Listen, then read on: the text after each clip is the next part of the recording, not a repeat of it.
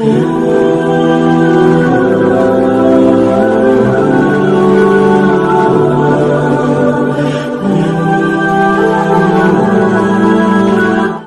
آپ کو ایمان اور یقین حاصل ہو تو پھر دعا کریں اللہ اس پر استقامت عطا فرمائے، پھر اس پہ ڈٹ جائے۔ نبی پاک صلی اللہ علیہ وسلم نے فرمایا میں اس بات کا خوف نہیں کرتا کہ میری امت کمزور ہو جائے گی، اس بات کا ڈر نہیں کہ پیسے ختم ہو جائیں، نہ یہ خوف ہے کہ بھوکی مرے گی۔ حضور کس بات کا خوف ہے؟ تو نبی پاک نے فرمایا خوف یہ ہے کہ ان کا یقین کمزور ہو جائے گا۔ یاد رکھیں اگر اعتبار نہ ہو تو گھر نہیں چلتا، تو اگر اللہ رسول پر یقین کامل نہ ہو تو پھر بندہ مسجد نہیں آ سکتا، پھر اس کا دین نہیں چلتا، پھر اس کے لیے مشکل ہے نماز، پھر اس کے لیے مشکل ہے راہ خدا میں خرچ کرنا۔ میرے نبی پاک نے فرمایا یوں نہ کہا کر کہ یا اللہ چاہے تو دے چاہے تو نہ دے، جب مالک سے مانگ تو کہا کر یا اللہ تجھی سے مانگنا ہے، میں لے کے اٹھوں گا، تو مجھے دے گا۔ فرمایا جتنا تیرا یقین کامل ہوگا اتنا ہی اللہ تجھے جھولی بھر کے عطا فرمائے گا۔ کمزور سا مسلمان، لڑکھڑاتا سا مسلمان دیکھتا ہوں کرتا ہوں، اور یہ بھی نہ دیکھا کریں بھائی ایمان یقین کو استقامت کے درجے پہ لیں، یہ نہ دیکھا کریں کہ وہ کیسے دے گا، وہ کسی وسیلے کا محتاج نہیں ہے، وسیلے کو پسند کرتا ہے، پر وسیلے کا محتاج وہ بغیر وسیلے کے بھی دے دیتا ہے۔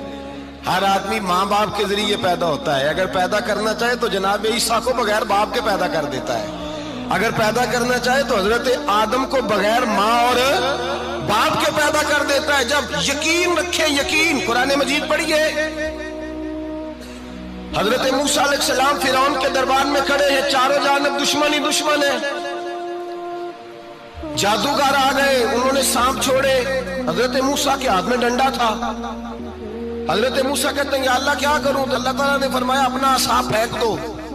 کہنا چاہیے تھا نا کہ یا اللہ ایک ہی تو شے ہے، اتنے سانپ ہے، بچانے کے لیے ڈنڈا ہے وہ پھینک دوں؟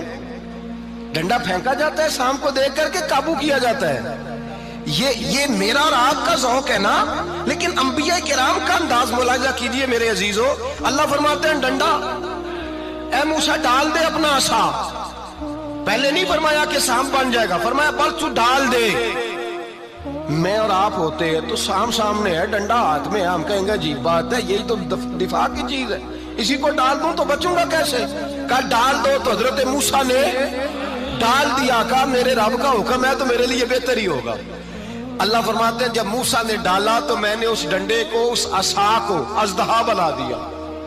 اب کبھی عصا بھی اژدہا بنے، کبھی چھڑی بھی بہت بڑا اژدہا بنی ہے، لیکن قرآن کہتا ہے جناب موسیٰ نے ڈالا تو اللہ نے اژدہا، بلکہ اس سے پیچھے چلیے، عورتیں کمزور یقین کی ہوتی ہیں نا، جناب موسیٰ پیدا ہوئے تو اللہ فرماتے ہیں میں نے موسیٰ کی ماں کے دل میں بات ڈالی، ماں کے دل میں صندوق میں ڈال کے تو اس کو دریا میں بہا دے۔ اور بھائی صندوق میں کہہ سکتے ہیں نا آکسیجن کیسے جائے گی، اور دریا میں بچے بچنے کے لیے ڈالے جاتے ہیں کہ ڈوبنے کے لیے ڈالے جاتے ہیں؟ ماں کے دل میں یقین کمزور نہیں تھا ماں کا۔ انبیاء کے ماں باپ موحد ہوتے ہیں، دین کو ماننے والے، ماں کے دل میں اللہ نے بات، اللہ قرآن میں کہتے میں نے وحی کی، میں نے القاء کیا، میں نے بات ڈالی۔ حضرت موسیٰ کی ماں کہتی ہے میں نے ڈال کے نا سمندر میں بیٹا، میں نے سمندر میں بیٹا ڈال کے صندوق میں بند کر کے رب کے حوالے کیا۔ آپ فرماتے ہیں میرے مالک کا بھروسہ کیا تو پھر میرے مالک کا کام دیکھو، کمال دیکھو، میں نے دریا میں ڈالا، اللہ نے فرعون کے گھر میں میرے بیٹے کی پرورش کرا دی۔ یہ یقین کہ حضرت موسیٰ کے پاس قوم آئی، قرآن پڑھیے، کہ جناب پانی چاہیے، وَإِذِ اسْتَسْقَىٰ مُوسَىٰ لِقَوْمِهِ، موسیٰ نے اپنی قوم کے لیے پانی مانگا، ہم نے کہا فَانْفَجَرَتْ مِنْهُ اثْنَتَا عَشَرَةَ عَيْنًا، اپنا ڈنڈا پتھر پہ مارو۔ عقل والا آدمی ہوتا تو اڑ جاتا، کہتا یا اللہ پتھروں سے بھی کبھی پانی نکلا ہے؟ اضرب بعصاک الحجر، مارو پتھر پہ ڈنڈا۔ اللہ کے نبی نے منٹ نہیں لگایا، ٹھا کر کے ڈنڈا لگایا، فَانْفَجَرَتْ مِنْهُ اثْنَتَا عَشَرَةَ عَيْنًا۔ اللہ فرماتے ہیں جناب موسیٰ نے ایک عصا مارا، میں نے 12 چشمے جاری کر دیے۔ تو لے تو اللہ کرتا ہے، اللہ کہتا ہے پڑھ نماز روزی دوں گا، کہتا ہے سوچتا ہوں۔ اللہ فرماتا ہے آجا مسجد میں تیرا ہو جاؤں گا، کہتا ہے دیکھتا ہوں۔ رب فرماتا ہے تو میرے محبوب کی غلامی کر، میں تجھے محبوب بنا لوں گا۔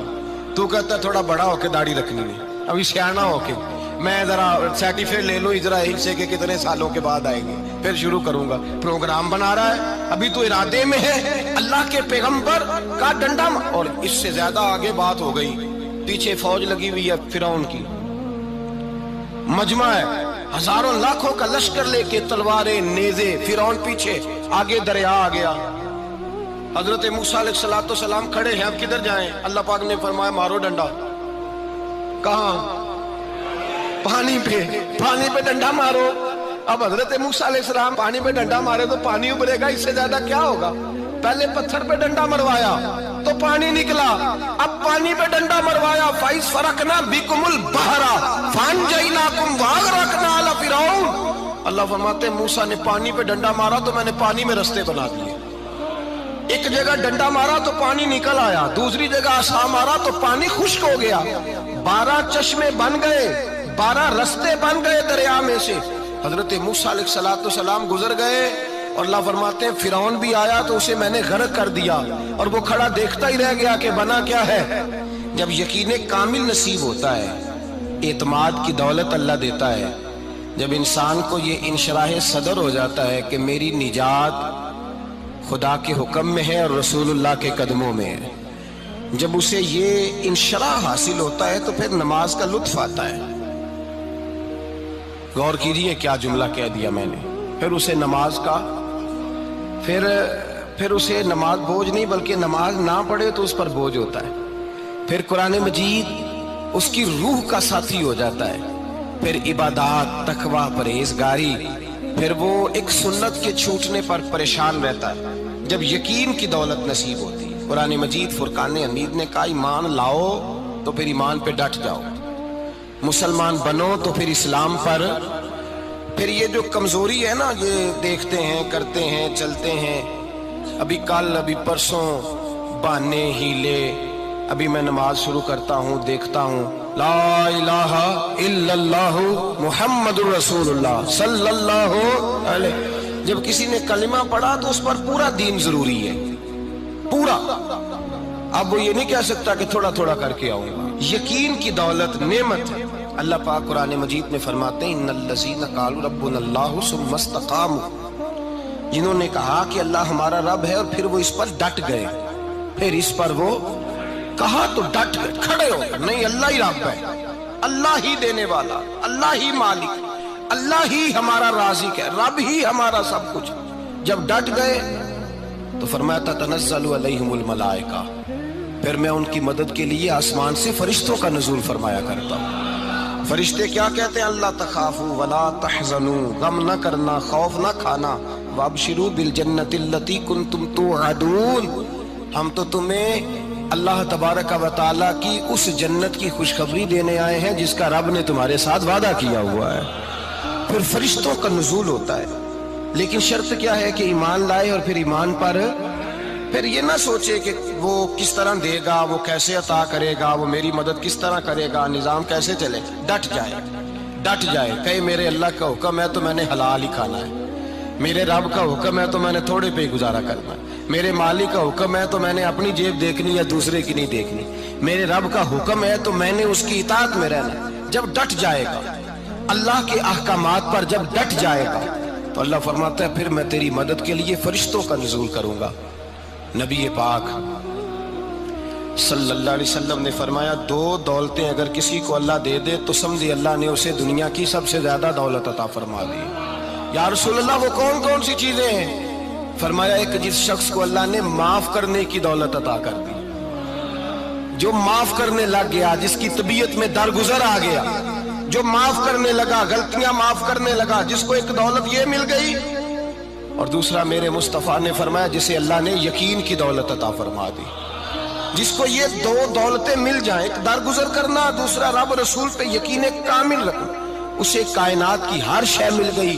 میرے نبی پاک نے فرمایا جب بھی دعا مانگو خدا سے یہ 2 نعمتیں مانگا کرو، عرض کیا کرو اے اللہ درگزر کی دولت عطا فرما، اے اللہ تو ہمیں یقین کی دولت عطا فرما، ایمان کی قوت اور پختگی نصیب فرما۔ میرے بھائی حضور نے فرمایا مانگ کے لو۔ کمزور ایمان والا شخص کسی کام کا نہیں ہوتا۔ جس آدمی کے ذہن میں شک کا